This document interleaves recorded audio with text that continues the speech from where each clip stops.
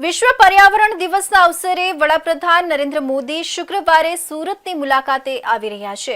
PM મોદીના આ પ્રવાસને યાદગાર બનાવવા માટે વહીવટી તંત્ર અને ભાજપ સંગઠન દ્વારા તડામાર તૈયારીઓ શરૂ કરી દેવામાં આવી છે। વડાપ્રધાનના આગમન પૂર્વે સમગ્ર સુરત શહેરમાં સ્વચ્છતા ઝુંબેશ હાથ ધરવામાં આવી છે, જેનું નેતૃત્વ ખુદ નવનિયુક્ત કેન્દ્રીય જળસંચય મંત્રી સી.આર. પાટીલે લીધું છે।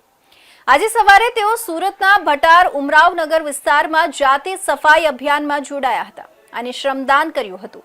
પીએમ મોદી આ પ્રવાસ દરમિયાન સુરતવાસીઓને 18,000 કરોડના વિકાસ કામોનું લોકાર્પણ અને ખાતમુહૂર્ત કરીને મોટી ભેટ આપશે।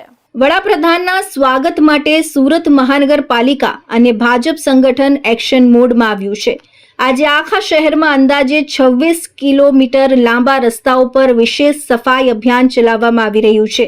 શહેરના અલગ અલગ 800 જેટલા નિર્ધારિત સ્થળો પર મેગા ક્લીનલીનેસ ડ્રાઈવ હાથ ધરવામાં આવી છે। આ અભિયાનમાં સ્થાનિક કોર્પોરેટરો, ધારાસભ્યો, ભાજપના પદાધિકારીઓ, સફાઈ કર્મચારીઓ અને રિજનલ કમિશનર સહિતના ઉચ્ચ અધિકારીઓ પણ ગ્રાઉન્ડ ઝીરો પર ઉતરીને મોનિટરિંગ કરી રહ્યા છે।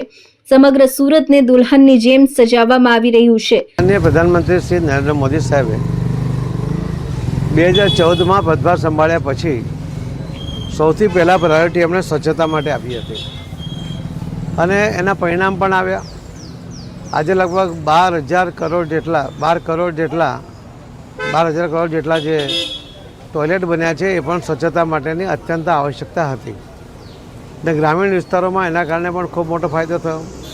શહેરી વિસ્તારમાં મહાનગરપાલિકા કે નગરપાલિકા દ્વારા પણ સફાઈ ઝુંબેશ કે એમની પાસે કર્મચારીની વ્યવસ્થા પણ હતી। સુરત મહાનગરપાલિકામાં આજે જ્યારે સ્વચ્છતાનું પહેલું બિરુદ પ્રાપ્ત કર્યું છે ત્યારે સફાઈ કર્મી સુરત શહેરના એમના અધિકારી પદાધિકારી બધાએ મળીને જે મહેનત કરી છે એના કારણે આ પ્રથમ નંબરે આજે સ્વચ્છતામાં સુરત છે। આ નંબર જાળવી રાખવો અને અલગ અલગ સમયે આવી સફાઈ ઝુંબેશ કરતા રહેવું। માનનીય પ્રધાનમંત્રી મોદી સાહેબ જ્યારે કોઈ શહેરમાં વિઝિટ કરે છે એના એક અઠવાડિયા પહેલાં ત્યાં સફાઈ ઝુંબેશ થવી જોઈએ એવો એમનો આગ્રહ હોય છે। એના કારણે સ્વચ્છતાનું પ્રમાણ એક વધે છે। આવતીકાલે માનનીય પ્રધાનમંત્રી મોદી સાહેબ જ્યારે સુરત પધારી રહ્યા છે ત્યારે આ એક અઠવાડિયાથી મહાનગરપાલિકા એના અધિકારી કર્મચારીઓ સાથે મળીને ભારતીય જનતા પાર્ટીના સૌ આગેવાનો અને કાર્યકર્તાઓ મળીને સફાઈ ઝુંબેશ હાજરી છે। સુરત મહાનગરપાલિકા દ્વારા માત્ર રસ્તાઓની સફાઈ જ નહીં પરંતુ ચોમાસાની ઋતુને ધ્યાનમાં રાખીને આરોગ્યલક્ષી પગલાં પણ લેવામાં આવ્યા છે।